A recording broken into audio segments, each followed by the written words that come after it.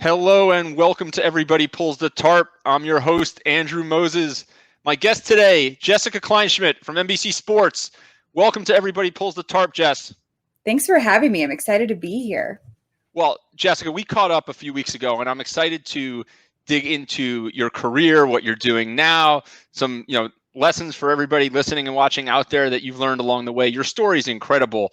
I want to go back to you're 24. When you were 24 years old, you have a government job, and you decide that I'm going to pursue a dream of working in baseball or working in sports, I should say. Talk about that moment, and that evolution for a second. Yeah. So I'm a college dropout, just to put that out there. And I was working for the federal government, and I got an internship when I was about 15 years old. Compliments of mommy. And I loved it. I really did. And obviously the benefits were great. And so it was like, cool, I can have this cushy job, like right out of high school. Like I'm going to be amazing. But I don't even know how to describe it. I walked in and I was like, I can't do this anymore. And I took my morning break with my work bestie. We're still really good friends. I got her the job at the government. And I was like, I think I'm going to quit. And she was like, what? So by the time my lunch break rolls around, I gave my boss my 2 weeks notice. And she was shocked because my boss and I were super close. She was a mentor of mine, like another mother figure. And she was like, well, how about you stay and we'll continue paying for college? I was like, I don't want to go to school anymore. If you want to keep paying for college, it'll be a waste of your time and funds and everything. So I up and quit and decided to move to the Bay Area, which was dumb and smart. I got to the Bay Area and nobody wanted to hire me. I was like, well, wait, I have 3,000 followers and I blog. How could the A's or the Giants not want to hire me? So it didn't really work out. So I hated living in the Bay at the time. So I moved back to Reno, and that's when I kind of started getting discovered. I worked for a fantasy this website for FanDuel, and that was really fun because it wasn't just fantasy based. I got to do a lot of analyzing and the stuff that I kind of do now, like the kind of content that I'm creating now. And and then I got laid off from that job. So I was freelancing for 6 months, which I give a lot of people props because the freelance life is not for me. It's, am I going to get paid? How much am I going to get paid? Will these invoices get fulfilled type of deal? So as time went on, that's when I called my best friend, Melanie, and you know Melanie, she's the play-by-play for the Baltimore Orioles. And I was calling her and I was crying. I was like, Melanie, like I've tried, but I'm done. I've gave it 6 months. Like maybe I should go back to my government jobs. And as I was on the phone with her, I got a New York call and I missed it. I was like, cool, another, whatever. And it was Cut4, MLB.com, offering me a job. And while they were calling me, I got 2 other offers for jobs. And it was funny because I remember my mom saying, like, Jess, you're going to get 3 offers this week. I just know it.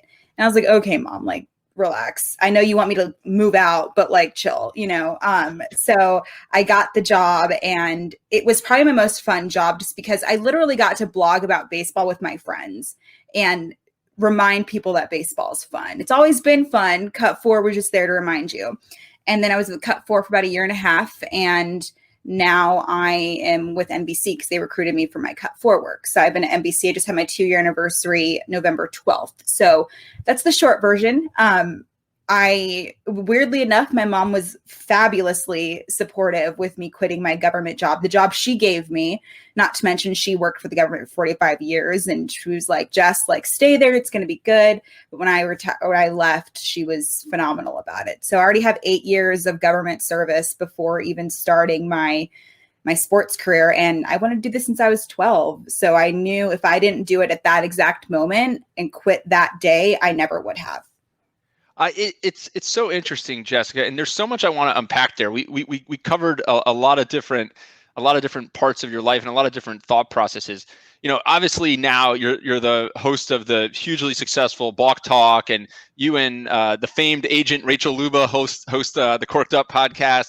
But I want to go back to what you talked about a moment ago and the blogging, and you were blogging kind of in parallel with what you were doing for the government at that point. Talk about how you got into the blogging and the passion project there, if you will.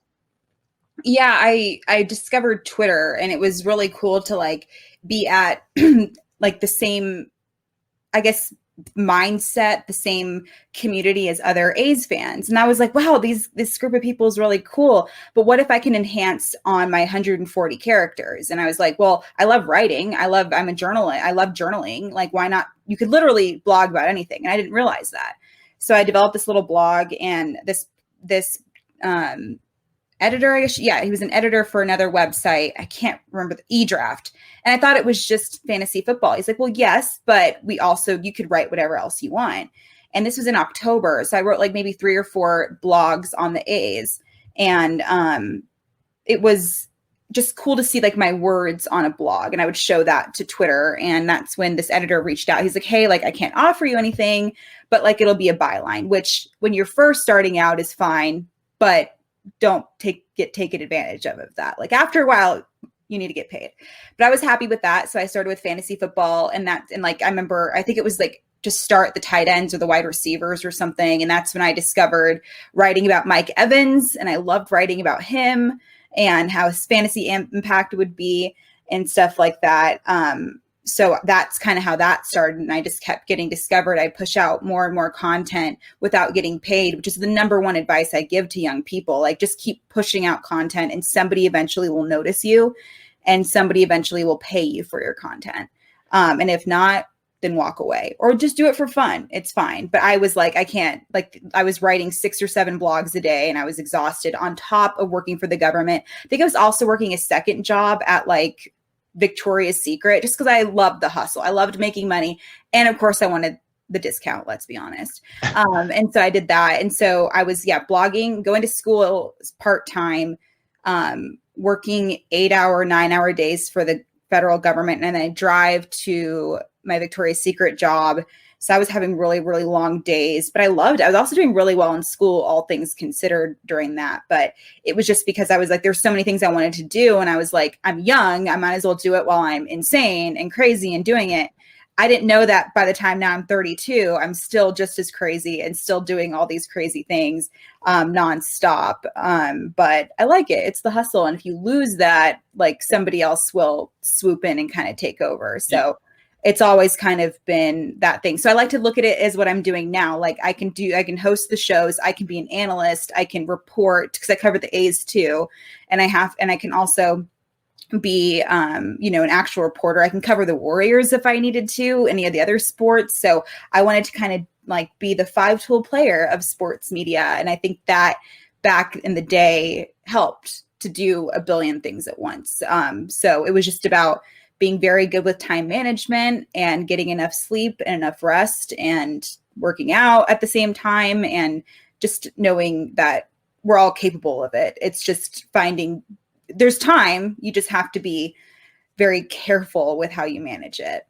It's interesting, right, to reflect on that, Jessica, because the media industry has evolved, right? Like, traditionally, maybe you were a beat writer for one paper, for one team, and now you and Melanie, like she and I talked about months ago, are doing all kinds of multidimensional, multifaceted things. It's really interesting to hear your perspective there, that just the hustle and multitasking and managing the part-time school and the Victoria's Secret job and the blogging, which you were doing as a kind of a side passion hustle at the time, how that's prepared you for today, where your professional demands are saying, okay, we're going to need a lot of different, we're going to need Jessica in a lot of different places doing a lot of different, variety of things. Yeah. And it was funny because I had an interview with Kim Stone yesterday. She's the GM of Chase Center, where the Warriors play. We're working on this really cool women empowerment initiative at NBC Sports Bay Area. And I got to interview her. And she said that she had a mentor who was like, oh, okay, you can go do this, go do that. And her story was so similar to mine. She's now the GM of one of the biggest venues in sports. And when she was with the Heat, she was doing everything from ticket sales to marketing to PR and going. And I was like, and now she's in charge of a venue. And it went to show, like, when I was younger, I had to do little things. I had to do, pardon my French, but the bitch work, because the bitch work is important. And when I was an intern, and I want to say intern, I wasn't actually called that, but it was like, you have to do the little things because you appreciate little things. Now I have a producer to produce all my stuff. I used to be the producer. So I would tape, I would edit, I would do everything on top of being the host, and sometimes getting all the guests and everything, because I book my own guests for Balk Talk. I've never asked. I've kind of gone through some people, but I've done it all on my own. So every guest you see on Balk Talk, I did that myself, period. And I wanted that. And that goes to show I'm not just the host, I'm also the executive producer, if you will, in a way. And I loved that, because that way you're more connected. That way, you know that you did the networking correctly.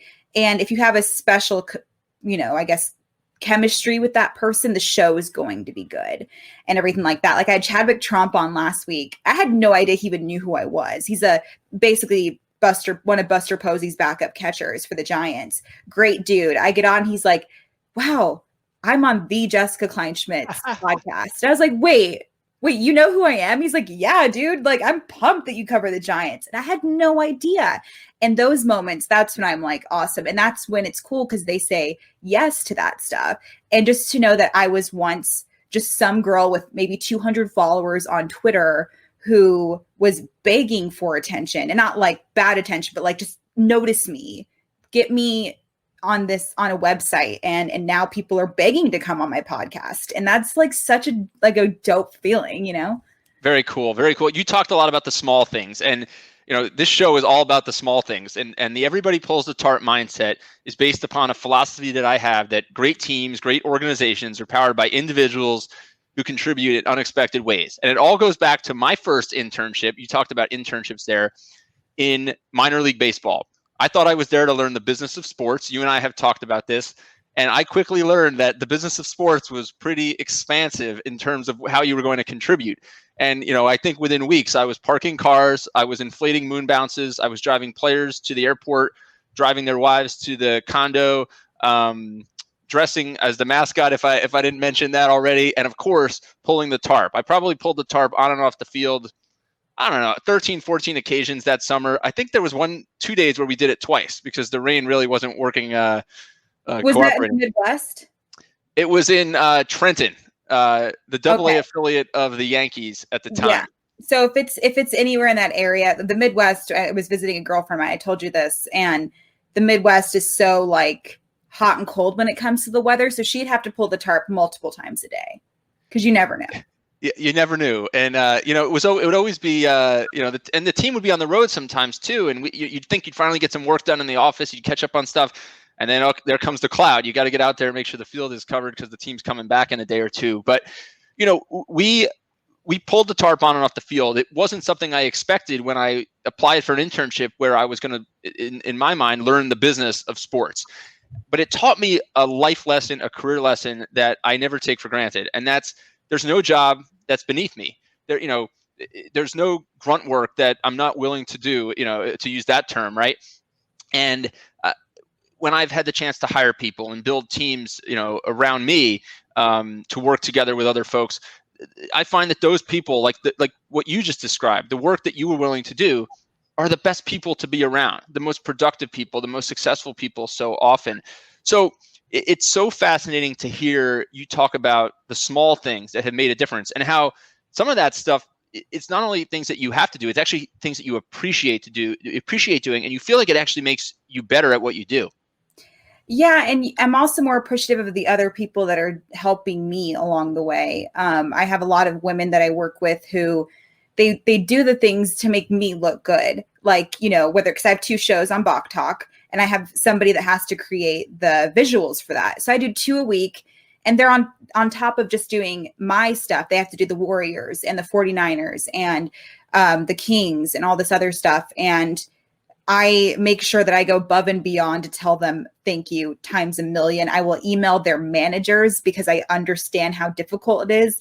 And they can tell that I'm appreciative of that, because I know what it's like. I know what it's like to do a lot of thankless jobs, and, watching these people grind, and you're like, oh, that's me when I was at that point in my life. And you're right. And it's very humbling too. So it doesn't matter if I'm covering the World Series or I'm sitting in my mom's room doing this, like it goes to show, like, all those little things are 100% worth it, because especially in sports media, our jobs are not always, considered, fantastic is the point where like they're not constant. There's so much turnover and everything like that, especially after a pandemic where, baseball itself lost $3 billion from the pandemic in 2020.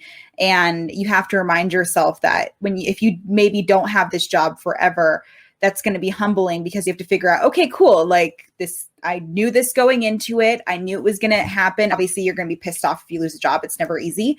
But it reminds me like when I'm at the highest of highs, whether I am covering the World Series or a playoff game or getting really cool opportunities with Rachel, to a time where nothing's happening and I'm kind of down type of deal. So I love those people and I'm very appreciative of them. And when you hear the stories, like when I interviewed Kim Stone yesterday, you're kind of like, all right, we all have that similar thing where we didn't just tiptoe out of it. And what's that one quote? Like a lot of people think they were born on third base. And I definitely was not born on third base. I was born, gosh, probably in the ticket office, if that. And I'm right there with you where I covered the Reno Aces, the AAA affiliate here in Reno of the Diamondbacks. And I didn't, of course, work for the Aces. I worked with them. And just to see it all happen and watching, high A and all of that, it's kind of cool because that's where you learn all this stuff. You could have been hired to do social media, but like you said, you're pulling tarp, you're making sure the guys show up to their interviews, they're getting to, their lessons on time, they're doing everything they need to do. So that stuff is the stuff that you cannot teach. And I'm not saying like, oh, be a college dropout like me and you can figure it out on your own. Like you have to learn and stuff like that. My journey was just a little bit different. Yeah, a couple months ago, Jessica, Tom Allen, who's the Indiana football head coach, he just won Big Ten Coach of the Year. He's probably going to win National Coach of the Year. Him and I sat down. We had a really, really similar conversation, and I asked him about his days before he got to Indiana, and had the Big Ten budget and the Big Ten personnel, and he talked a lot about what you just talked about all the little things that he did and how they shaped him to be the best possible coach that he could be. And that, he didn't use I wasn't born on third base analogy, but a similar analogy, he coached in small high schools, big high schools, small colleges, Division III colleges. Again, he said, Andrew, I striped the field. I cleaned the toilets. I was the academic advisor. I was the sports psychologist. I was the offensive coordinator, the special teams coordinator, and the head coach. And it all worked together over the years to make me the best possible head football coach for Indiana that I, could possibly be. It's so refreshing to hear the appreciation in your voice for the experiences and these tarp pulling moments like I enjoy celebrating. I want to. You're so authentic, and there's so much humility. You are like you, Jessica. You are what we talked about this a few weeks ago. You are what you get on social media with Jessica Kleinschmidt. Yeah. Talk about the importance to you of that humility, of that authenticity in the content you create and the work that you do. It's pull the tarp with that too. And it's funny because I was just going to say my job, I want to mimic that with my personal life too. Like I don't want to come off as fake. And the reason why I'm authentic now is because I was fake in the beginning. When I first got on Twitter, I was like, ooh, I'm going to be the next Katie Nolan. Ooh, I'm going to be the next Sarah Spain. And then I woke up one day after think about it this way. Like when you go on a date and you're full of shit the entire time, you're going to go to bed kind of like, well, that sucked because this person either likes me for who I'm not, or they don't like me for who I'm not presenting myself. And I remember the day that I kind of went off on Twitter about just being myself, not like invasive or anything like that. I was just like, I think that a hot dog is a sandwich. I like the universal DH, which I don't after 2020. I think it kind of sucked, but we tried it, right?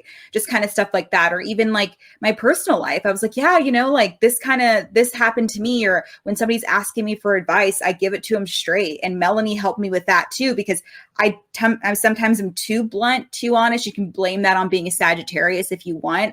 I'm real. I'm a realist because this industry is tough. So it was kind of like not caring what other people thought without being mean about it. I'm just going to tell it like it is. So if I'm having a rough time and I do an interview, at the end, I could be like, you know what? I am so sorry. I was really exhausted throughout this or whatever. Or even just like connecting to somebody on the other side as yourself. And I feel like that has a lot to do with like, you want to be honest with who you are, right? And I want to go to bed at night knowing like, hey, I was myself throughout that entire process. Whether you liked me or not is none of my business. I presented who I was. And I think it has a lot to do with making my job easier by just saying what's on my mind, or in telling it like it is, as opposed to, and just like asking the questions that you're genuinely curious about. And I think that's why Rachel and I are so successful, because she can go off on this beautiful tangent about the Rule 5 draft. And I'll be like, well, wait, what do you mean by that? And it's not a dumb question, because I'm like, other people are thinking it too. And I think it was asking questions too. Like, I'm like, hey, what do you mean by that? And there's not going to be somebody being like, Jessica, that's a stupid question, because we all want to know. We're all curious. And sometimes they're just like, well, no, I already said that. And you're like, okay, cool. And that's humility too. Sometimes you need to get corrected. Sometimes you need to be kind of thrown out. And I feel like I got bullied a lot on social media. And the reason why I was bullied so much is because I was being fake. And then it was like, oh, okay, like obviously I'm going to post a photo on Instagram. I'm going to blur out a pimple, but I'm not going to like go on Instagram and be like, look how wonderful my personal life is, because that's like not true. Like all the time, we're not always happy, right? And I feel like, I need to be honest with who I am, because I'm very confident, but I'm also extremely insecure. And I feel like that's a good thing in certain ways. So I think it's from that perspective. And just the way I view the game is different too. So if I'm like on a panel with Dallas Braden and Dave Stewart, they're former players, but I don't mind being like, okay, well, I wasn't in the dugout, y'all. Can you explain that to me? Like, what does that mean? I don't get what you're talking about. Like they'll explain it to me, but not make me feel like an idiot, because I genuinely want to know. So I think it's like, learning makes you very, very authentic, because you're like, oh, okay, like that's really cool. Or just not, I'm very confident in who I am, and not in a brass way or an abrasive way, because I want good things to be surrounded by me. And that way it's a good way to network too. And I feel like it's just, you have to present who you are, because we're all not perfect. And I feel like once you kind of embrace that, and I'm very good at reading people. The moment somebody's bullshitting me, I'm like, no, because I used to be that person. I used to be the person who was like, oh yeah, I have everything together. Like my hair is always good. Let's be honest. I'm not really worried about that. The rest, it is. Sometimes it's not always cool, right? Sometimes I'm just being a girl and I'm really emotional, and sometimes I don't want to do certain things, and sometimes it's tough. But then I remind myself, like, Jess, babe, you prayed for this. You're really going to complain that you have 3 interviews to do with big names in sports, but then also you have to think about it from the positive side. I'm like, ooh, I get to kind of complain that I have to interview these 3 big players, because like I got to that point in my life where you're kind of like, oh gosh, another interview with Mike Yastrzemski. This is so exhausting. But like, that's what's kind of cool. And I've also always kind of been the person to make people laugh by being real, because you see somebody doing something, you're like, come on, dude, like you're full of shit. That's not actually how it is. And they're like, yeah, you're right. Because I'm the first person to say that too. When I pretend to have my shit together, inside my sock is falling off of my shoe. Like that's just what's actually happening. And I feel like that makes my friendships better. My relationship with my family is good, because if I need help, I ask for it. And I feel like that's big too. And that's great with my networking and relationships, like, or, anything like that. And I'm always curious. So curiosity and wanting to learn, but like going through life, embracing your imperfections is great too, because that way when you're approached with something, you're like, yeah, well, I told you that and you saw who I was. And like you said, I want them to walk up to me and introduce themselves without being scared, because I'm 100% who I am on Balk Talk, Twitter, Cork'd Up, Instagram, whatever. Instagram's a little bit more of a highlight reel. I think we all understand that, but and I think that's good. And I think that's why I got so many opportunities, because I was easily approachable, because they weren't going to be like, oh, I better go through her agent. My agent's awesome. Fuck him though. You can approach me. Like it's cool. So it's more about that. And I think a lot of it had to do with having a tough time at the beginning. And now I'm like, well, be yourself and you can go to bed perfectly fine. You presented who you were and you were authentic about it, and you were real, the good, the bad, and the ugly. And I kind of like that. Actually, I love that. I love it. Let me rephrase. I love it. I can tell you are like I said to you a few weeks ago when we talked on the phone. You are so authentic, Jessica. There's so much to unpack there, but I can't let this. That kind of scares people though too, Andrew. And I noticed that I read this quote the other day, and a lot of people that don't like me, it's because I am authentic. And it kind of reminds you to think of yourself like, well, hey, she's being herself and being authentic. Why can't I be myself? And a lot of times people are scared to be themselves, because when you really think about who you are, it could be scary. And you have to embrace the scariness. If I cry for absolutely no reason because I'm a girl, and I'm not being sexist, literally I cry once a month. It's called Shark Week. That shit happens. And it is what it is. We're dealing with so much shit too. Like, I can be in the middle of an interview and I just want to cry for gosh knows why, what reason. But 2 seconds later, boss ass bitch Jess will be back. And that's what she does. She does it. But boss ass bitch is sometimes hard to get to. And you're looking at other people who can't embrace who they are because they're scared to. And I was scared, and I went past the scariness. And it's like no different from walking into a clubhouse. When I walked in my very first MLB clubhouse, I pretty much shit myself, but you would never know that. And I'm honest about that. I walked in and I was like, I do not want to be here. I do not. And I hate bugging the guys, no matter how confident I am, but they're just as nervous to talk to me too, because they're just like, oh gosh, whatever. I just want to go play baseball type of deal. So it kind of scares a lot of people too, if they can't embrace their own authenticity. Yeah, I'm embracing the authenticity. I'm like you. I think Instagram has become like this highlight reel. So I actually yesterday started this this Mistake Monday concept, where every Monday now I am revealing a serious or silly mistake that I've made in my career and what I learned from it. So one of the mistakes I recently highlighted is the fact that I had a meeting 3 hours away on a train. I took a train 3 hours for a meeting, only to get there and the security guards say, well, "It's great to have you here, Andrew, but the meeting is next week." Ooh. And I had misread the date in the email. But it taught me I had to be more organized. Yeah. Scheduling was a lot more important than I was placing merit on.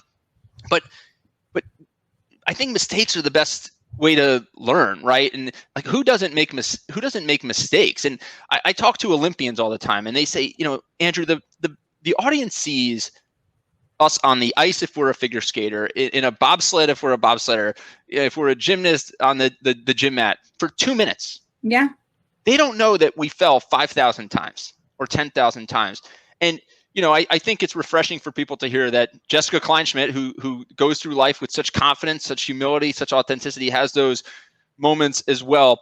Before I let you go, Jessica, I want to ask you, so if 10 years from now, 15 years from now, a young reporter like, a future Jessica Kleinschmidt is doing a story on you, what do you want the headline to be? What do you want them to say?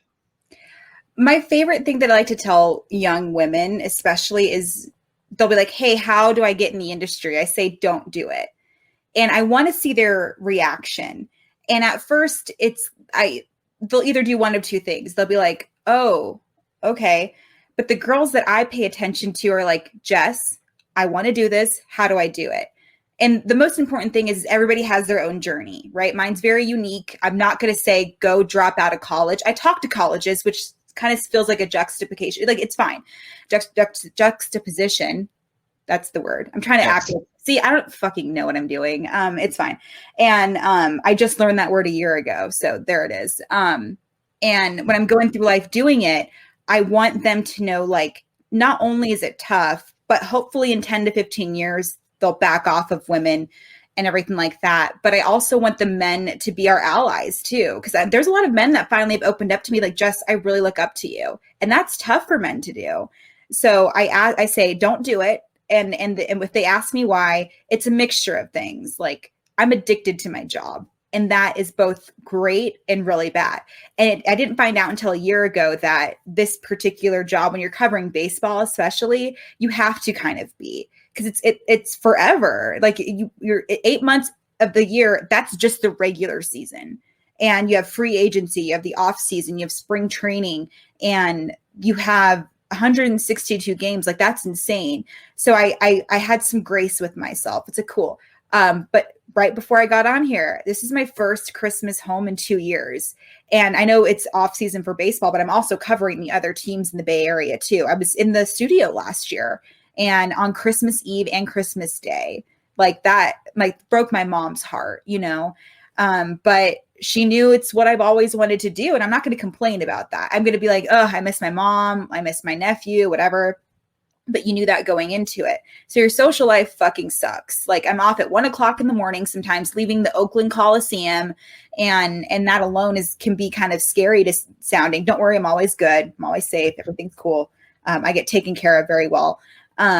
So it's about that, but you really have to remind yourself and have a conversation with God and yourself. Like, do I really want this? Because it's such a tough industry and you're either going to make it or you're not. It's as simple as that. Because nowadays, especially after quarantine, I'm not bashing on anybody. Everybody has a podcast now. I had launched 2 during quarantine, during a pandemic, and that was tough. But you also have to be yourself. And it sounds simple, but I went on a 20-minute rant about authenticity. And I feel like I barely scratched the surface. It's beyond the sport. It's beyond, it's a spiritual thing. It's a emotional thing. It's an emotional journey. But at the end of the day, like I can't imagine myself doing anything else. And I love that I can do these types of appearances and help people out and tell it like it is, because I want people to know, like, the things that I love about myself are great, but the things I'm not too happy with, I'm still working on, and that's more than just sports media. That's life, and you have to remind yourself your personal life might be a little bit different with this because, I'm off at weird hours. I have to interrupt a dinner to take a quick interview, and you have to have a lot of good support in your background. And I can't have all the Melanie Newmans and Danny Wexelmans in my life who work in sports. I need my friends who couldn't give 2 shits about who the Yankees are getting in the off season. You need that to kind of ground yourself, and you have to separate yourself from it too, because this work is it's a world. It's its own world. It's so consuming, but I wouldn't trade it for anything. And the journey alone was awesome. It was shitty, but it was awesome, and I feel like I'm always put together on camera, right? But same thing. Before, my hair is like this. I'm probably wearing makeup from 2 days before. I'm exhausted. I'm bloated. I worked out, but it wasn't maybe a good workout. And that's going to bother me for the rest of the day. But you turn it on and you have to connect with people. That's the most important advice that I can give somebody, is you have to connect to those people. And that means eye contact. That means prefacing before you go on camera, be like, hey, I have to ask you a shitty question. I'm just going to let you know. And you have to kind of own it. Like I interviewed Marcus Simeon. He did a round of interviews and I was the only one to ask him about free agency that day. And that was weird to me. I was like, oh, you sometimes have to be oblivious to shit. You have to be like, oh, I'm just going to go up to Chris Davis and ask for Chris Davis with a K, ask him about a one-on-one. And he's shy, but if I act like I do this all the time, maybe he'll give me that one-on-one on camera. And so you just have to have some grace with yourself and have fun with it, because at the end of the day, you get to fucking cover sports, and that's awesome. And for me, it's way more romantic because I have my family attached to it. My dad was a huge baseball fan. He would have been so proud of me. So enjoy the ride, because it's insane. And you're going to really test yourself and figure out, is this what I want? And if it's not working out, you have to be okay with that, because it's tough. And maybe you'll discover something else about yourself. But as long as you go through life and you realize that this is for you or it's not, I just pray that you end up doing something that you genuinely love, because it's the best feeling in the world. Jessica, we'll wrap there. What great advice. It's been so much fun. You keep doing your thing. You keep being you. It's outstanding. 2 final things. Okay, really quick. I have been a baseball fan all my life. My dad taught me to read with baseball cards. I'm in a National League only fantasy baseball league. Okay. I live and breathe baseball. I have not been able to figure out all the rules around the Rule 5 draft in all these years. So I'm going to have to go catch that conversation that you and Rachel Luba had about the Rule 5 draft. So we ended up, we were supposed to talk about the Rule 5, but we ended up getting we had a really good women in sports conversation. So that's coming up for the Rule 5, but she did teach me some stuff, and I'm right there with you. I understand it pretty well, and I get what happens. There's just more questions that I have, but yes, Rachel answers them beautifully. She doesn't make you feel like an idiot, which is good. Okay. Rule 5 draft. I've got to get a little smarter on the Rule 5 draft. And number 2, the next time you talk to Rachel, you tell her that we'd love to have Trevor Bauer in Queens.